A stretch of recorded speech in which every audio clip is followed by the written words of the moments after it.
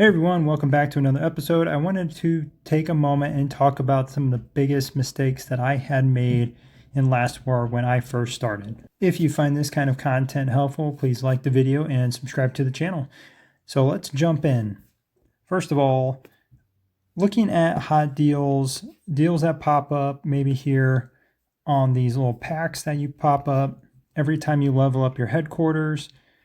You're going to get all kinds of deals that pop up. There's going to be different shops that pop up.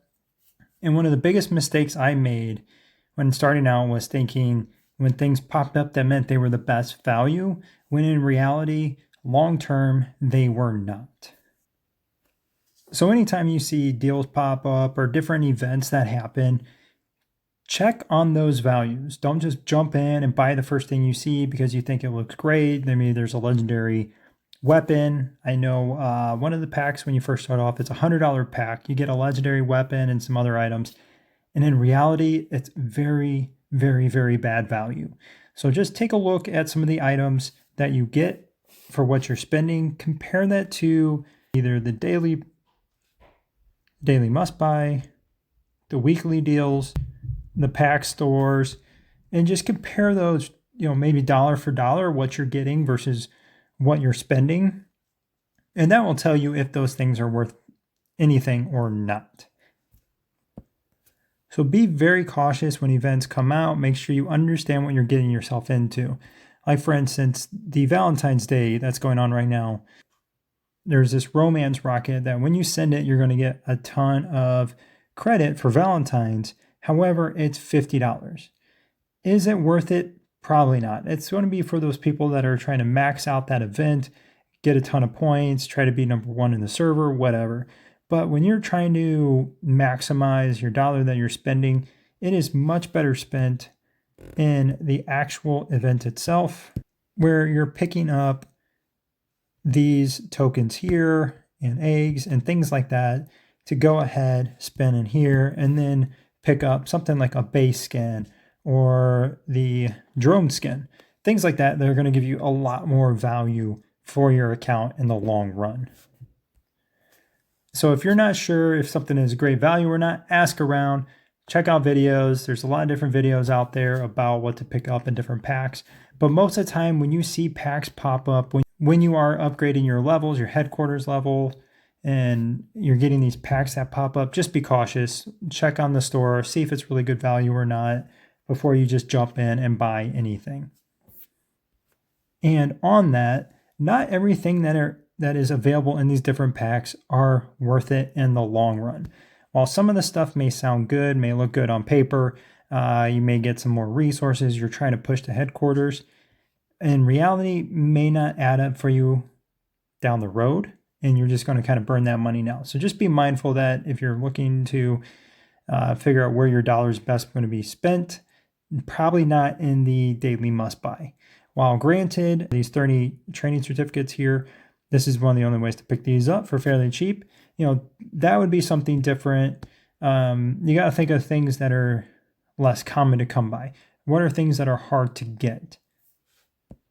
For us right now, it's these training certificates and not much else in here. Everything else in here you could pretty much get day to day. And that is the same thing when you look at event shops.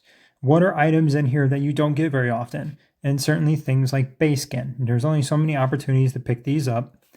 And certainly the drone skin. The drone skins are very, very rare. There's only 2 of them, and they've only come around in a handful of events over the last year and a half. So be careful picking things up out of here that aren't going to give you much value, like maybe the 100K battle data.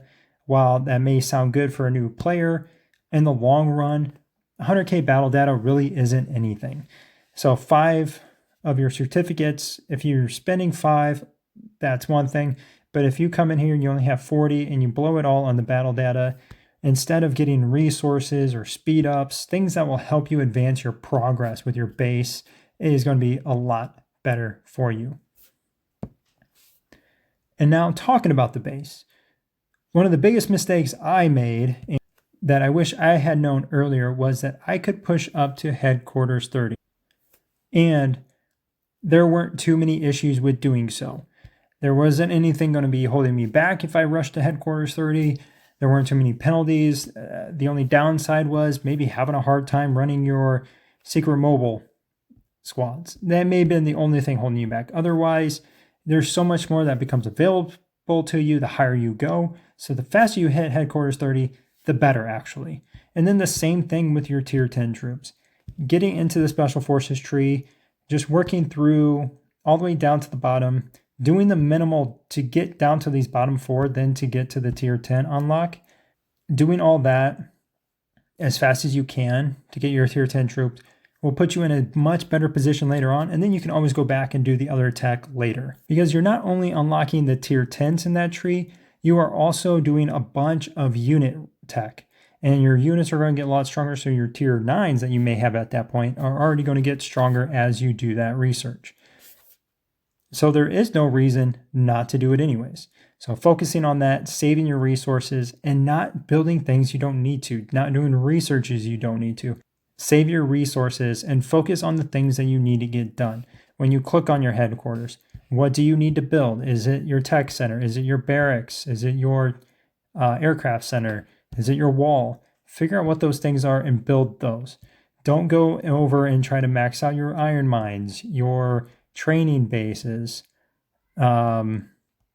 especially your workshops. Don't max those out. I did that. I thought I needed to continue to try to upgrade those. Every time I did a base upgrade, I needed to upgrade my resources, when in reality, I was throwing a lot of resources away. If you compare where this account was compared to where my new account is at this stage, I am about a month ahead of where I was in comparison. Another mistake I had made was not getting into a good alliance right away. I wasn't fully committed right away, wasn't quite sure if I wanted to play.